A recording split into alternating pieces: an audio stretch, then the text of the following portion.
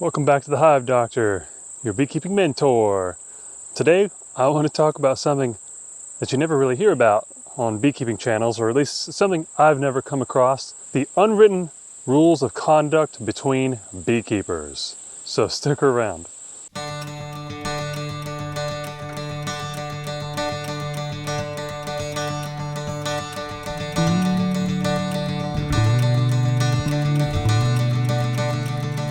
Welcome back, beekeepers. So today we're talking about the unwritten rules of conduct between beekeepers. It's kind of like a code of honor, or at least it should be. There's some things that we all just kind of know without them having to be said, and then there's other things that for some reason they really need to be pointed out. So let's get started. The first unwritten rule of beekeeping conduct is a respect for each other's territory. In other words, their apiary locations, their bees. A beekeeper's apiary is his or her private information, private location. Not all of them are so secretive, but it's nice to have your bees a little bit off the beaten path in an area where only the beekeeper knows where they are, and maybe the person that owns the land as well, because there's a relationship there of trust. And one of the reasons this is a big one among beekeepers, or at least that it should be, is because just like growing up in school, there's beekeepers that are bullies, and bullies suck. When I was a beekeeper in Florida, working with my mentor, we would have other beekeepers from other states come in and they would winter their bees there. And they would either just put them down any old place, or they would put them down near your bees, and if they didn't like how close your bees were to their bees, they would spray poison on them, knock them over with the bumper of their truck. There's theft in California during almond pollination, ridiculous stuff like that. I've heard of bees being burned, backhoed into a ditch, just utterly and completely destroyed. And for that reason, my mentor was always very careful about letting his locations be known. And so I kind of adopted that myself. I like my bees being out of sight, maybe even on a property where there's got to be a gate that you have to go through. If you are aware of another beekeeper's location, and even your own, use that information with discretion and be respectful of that other beekeeper's territory. All right, second unwritten rule that does not need to be said amongst beekeepers, a rule of conduct that if you are aware of where another beekeeper's hives are, whether the beekeeper is around or not, there's just a rule, a knowing that you do not go into their hives. That is a no-no, unless they're there and they've given you permission and they've invited you in to go through and look together. But you never get your smoker or your hive tool out and go through another beekeeper's colonies. If you're tempted to do that, don't, or else.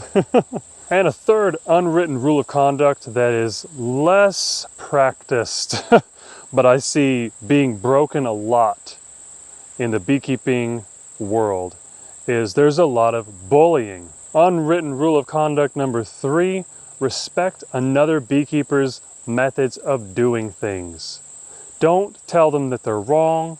Don't tell them that they're stupid. The best thing you can do is to listen to how they do the things that they do, and maybe even why. They don't always have a why. They just do it because that's the way they do it, especially stubborn old-time beekeepers. The best way that you can be an influence is by listening to another beekeeper and being open-minded about the way that they do it without judging them. You can keep all of your judgment thoughts up here, but don't say them out loud. And there's 2 reasons behind that. One is you might actually learn something. I do a lot every time I have an interaction. Even with beginners that have been in it less than, I don't know, a year, 2 or 3, I've learned quite a few little tips and tricks from some of the beginners in my own club. Shout out to Bill Emery, Vice President of our Beekeeping Club, Beekeepers of Gilmer County, Georgia. And the second reason is, if that beekeeper you're listening to perceives that you're willing to listen to them without judgment, they're a lot more likely to ask you what you think and ask you how you do things. So then it opens up things in both ways. Now, as a beekeeper on YouTube specifically, I open up myself to hundreds, if not thousands, of other beekeepers. And I also open it up to the judgment of others. And so I see comments that are pretty ridiculous in my opinion, and I try to answer them level-headedly. If there's some just outrageous ones, I just won't answer at all. And that's okay. And you can do the same thing if you find yourself being bullied in beekeeping. We're all in this together, and not a single one of us has figured it out yet. But we all know something that others don't, and they know something that we don't. Let's just learn from one another. And you know what? When it comes to being defensive and judgmental, because I've been there myself, I've been that guy, it really just boils down to your own insecurities. That's what I had. Whenever someone questions my way of doing things, or at least more so in the past than now, it just made me feel threatened because I hadn't really yet figured out my own way, and then I have someone else telling me how I should be doing it. So just a bonus side tip is however you do your bees, your methods, your practices, whatever, become confident in that and at least know why you're doing what you're doing so that when it does come up a conversation, you can share and you've actually got something to found it upon. And if you find that you don't, then maybe there's room for change. Maybe there's room for a better way of beekeeping. So that's just 3 ways that I thought of today about the unwritten rules of conduct among and between beekeepers. And you know what? I just remembered the very unwritten rule that got me to thinking about making this video in the first place, but I had forgotten. So I'm editing myself in. The 4th unwritten rule, but the most common one, is swarms. When a swarm swarms from your colony and leaves, they are up for grabs. They're game for catching. As long as there's no trespassing involved, then a swarm is up for grabs. If you get a call and you show up to shake a swarm, it's yours. It doesn't matter if there's a marked queen in it or not. It's an unwritten rule that swarms are fair game as long as you're not breaking any laws. Sometimes when you find a swarm, it could possibly have a marked queen, and of course that's going to mean that she came from another beekeeper's hive. That's only happened once in my experience. For the majority of the time, they're always unmarked queens, so you never know quite where they came from. And remember, when it comes down to it, as beekeepers, interacting with other beekeepers, we all just want to be seen and we all just want to be heard.